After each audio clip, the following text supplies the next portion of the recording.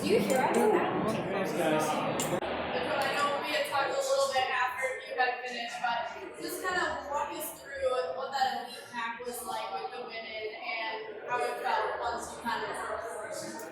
Yeah, so I spent a lot of the race with Molly Bookmeyer and Esther. We created like a really great pack, and we were all working together. And I don't really remember when Molly fell off, but for a while it was just Esther and I kind of working together. And by like 17 or 18, Esther had dropped back, and I knew that at that time I had to just shut that door and make sure she wasn't going to come back to me. So I had to really pull it together and stay strong.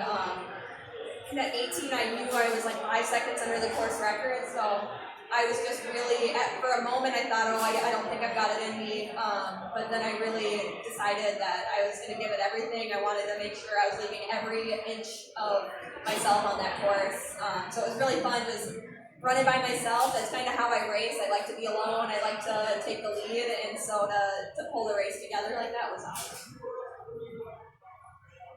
Domenic, I got a question. How was your build up for this marathon? What was like for training? Any hiccups or any great workouts you want to talk about? Some cups fast. Basically, it was good for me to race.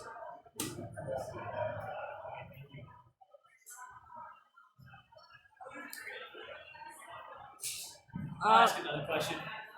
Dakotah, born in Minnesota, raised in Minnesota, went to school in Minnesota, and now with a training group in Minnesota.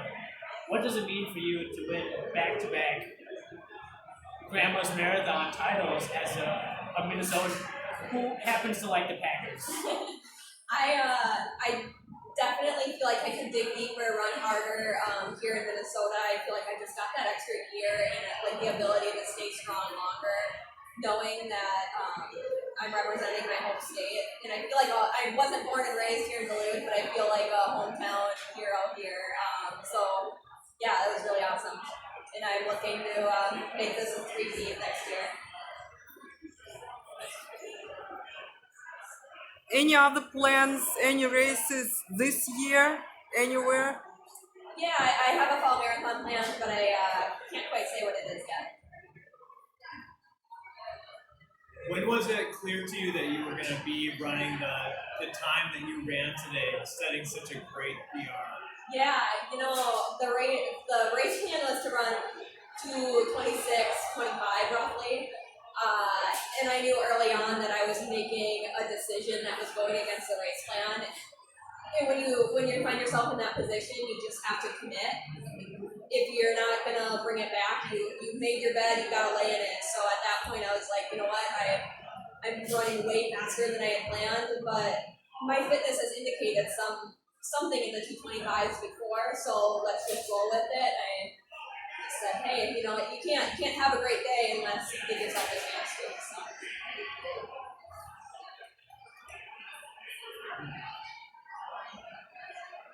Can you describe what you felt like as you Yeah, I cannot hardly describe it. It seems so surreal. I remember screaming. I remember crying. It was amazing. Domenic, question for you. What's next? What's the next race? Any plans for the summer? I don't know. Next race? Thanks, great. Thank you. Domenic, when did you decide to enter Grandma's Marathon? Was it recently, or did you enter quite a while ago? My manager told me on March. In March? Yeah, March. Okay.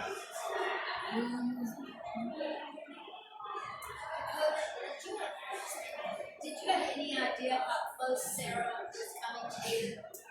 I had no idea. No, I wasn't getting any information, any intel like that. But She said she couldn't see you. okay, yeah, I was surprised to see her so close behind me. Yeah, she ran a phenomenal race. That was really incredible. She said you broke away 10K. Okay.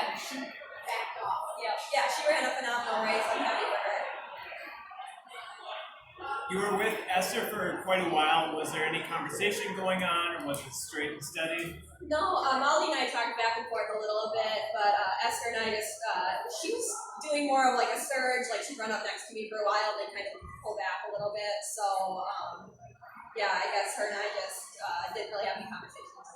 Can you talk about the moment you pulled away from her? It's funny, I don't really remember it. I knew she was with me for a second, and then all of a sudden she was gone, and I was taking that. The first time I really realized I was alone was when you take that left, like the road that you're on, you start on ends, and you take a left, and you can see Canal Park really close for the first time. That was the first time I realized, oh, this is me, and I've got 8 miles to go, and I'm alone, which is great.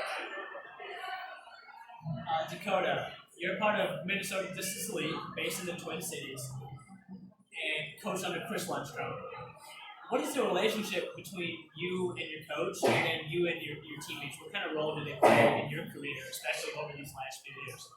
Yeah, when I got out of college, I actually had to kind of beg Chris Lundstrom to coach me. I wasn't necessarily the prime candidate for professional marathoning, so for him to just really take a chance on me is really, really awesome. And he's so even-keeled and calm, and he's just like the best coach for me. And I love my teammates. We have really great relationships. I train with Annie Frisbee, who is plays really well at the New York Marathon, and I think we really help each other get faster.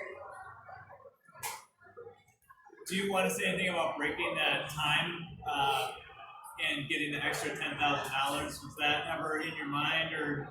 Yeah, absolutely. We definitely look at those time bonuses, and I knew that 228 was totally attainable for me today. Honestly, I have to give a little shout out to Caroline. I saw her at some point, but right before the race, she said, "Hey, the course record is 224:36," and she said, "I think you should go for it." And that was not the race plan, and so I was on the starting line thinking, you know what? If she thinks I can do it, I guess I can. And so I was trying to aim for that at that point. If it's too personal, you can pass, but do you know what you're going to do? 20 grand? I mean, that's an okay chunk. Yeah, I was not a stellar Division II athlete, so I still have student loans.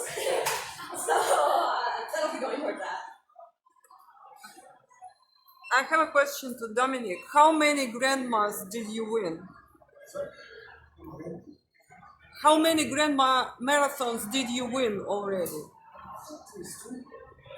And from which are the strongest impressions, your personal impressions? Which race impressed you most? This one or previous? This one. And why? This was it?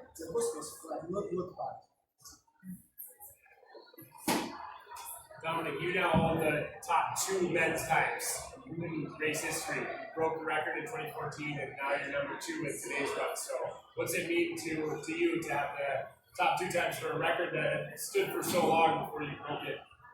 Yes. What does that mean to you? It's meant to me that I want to take the bus. Hope next time I want to attempt to break my record. You'll be back to attempt it? Yeah. I think so. All right. You come back to Minnesota quite a bit with Twin Cities Marathon, Grandma's Marathon. Why Minnesota? Why do you come back all the time and dominate like you do? I think they get the motivation from people, other people, interact with us. Yeah, share with us. It makes me come back.